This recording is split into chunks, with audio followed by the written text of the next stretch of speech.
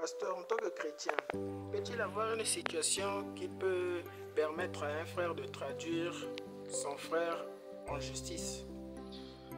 Bon, est-ce que en cas de différends entre frères, l'on pourrait faire recours aux forces de l'ordre ou encore à la justice pour résoudre ces différends?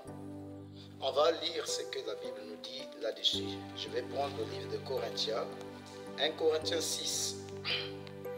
Dans 1 Corinthiens 6, je vais lire à partir du premier verset. La Bible dira ceci. Lorsque l'un d'entre vous, lorsqu'il a un différend avec un autre, ose-t-il plaider devant les injustes et non devant les saints? Ne savez-vous pas que les saints jugeront le monde? Et si c'est par vous que le monde est jugé, êtes-vous indigne de rendre les moindres jugements? Ne savez-vous pas que nous jugerons les anges et nous ne jugerons pas à plus forte raison les choses de cette vie? Si donc vous avez des différends pour les choses de cette vie, ce sont des gens dont l'Église ne fait aucun cas que vous prenez pour juge. Je le dis à votre honte. Ainsi, il n'y a parmi vous pas un seul homme sage qui puisse prononcer un jugement entre ses frères, mais un frère plaide contre un frère, et cela devant les infidèles.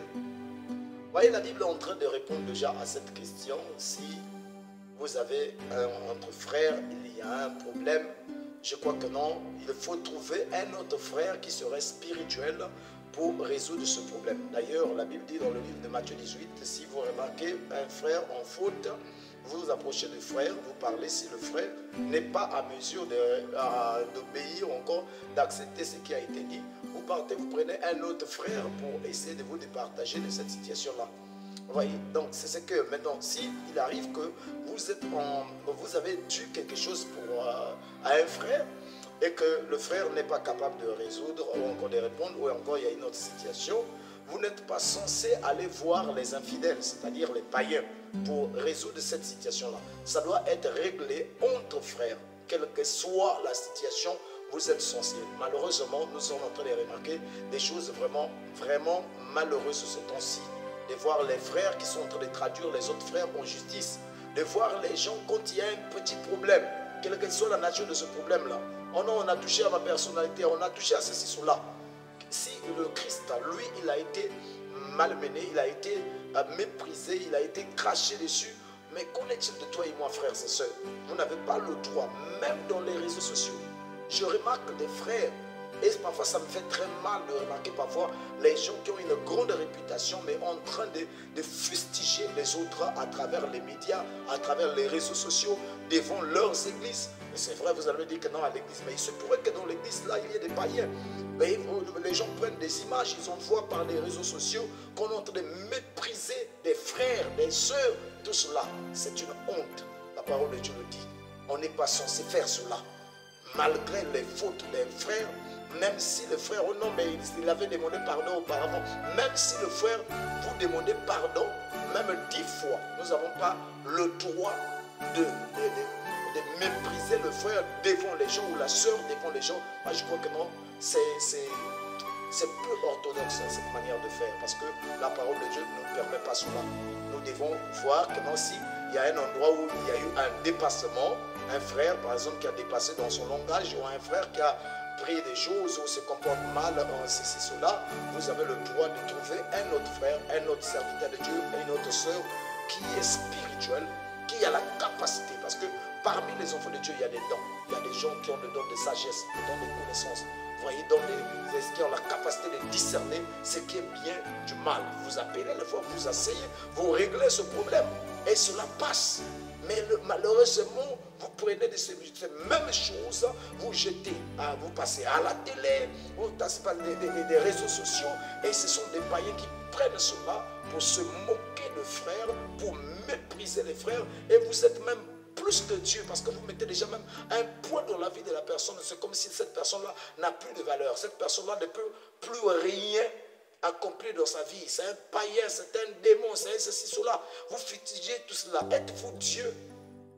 Est-ce que vous êtes Dieu pour avoir le dernier mot? Parfois, cette personne que nous sommes en train de mépriser, parfois c'est cette personne-là qui est connue de Dieu. Parfois, c'est cette personne-là qui est l'enfant de Dieu. Parfois, nous qui faisons le contraire, parfois nous ne sommes même pas d'enfants de Dieu. Parfois, nous ne sommes pas des chrétiens qu'il fallait. Voyez, donc, frères et sœurs, nous avons le droit de revenir en arrière. Parfois, vous voyez que non, j'entends tellement les gens qui croient trop être bien, qui croient être trop parfaits.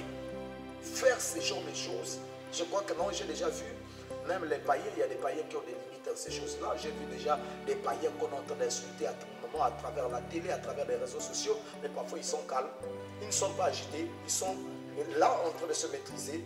Mais nous, parce que nous croyons trop être chers, dès qu'il y a quelque chose, automatiquement, on doit aller partout. Non, on m'a touché, mais qui es-tu qu'on ne doit pas toucher?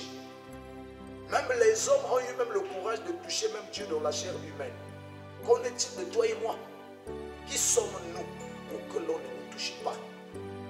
Ce n'est pas la meilleure des choses. Oh non, ça dépasse. Je dois aller au tribunal, tout cela. La parole de Dieu. Nous disons que nous croyons la parole de Dieu. Nous croyons toute la parole de Dieu. Nous devons aussi reconnaître que non, c'est ce que la parole de Dieu nous recommande. On ne devait pas faire cela.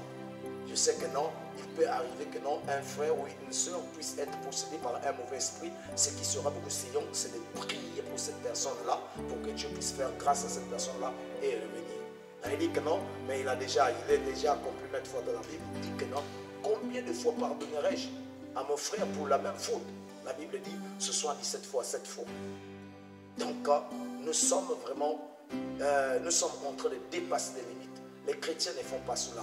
Soyons humbles, reconnaissons la parole de Dieu comme la vérité absolue et revenons en arrière. Et certainement, le Seigneur Jésus-Christ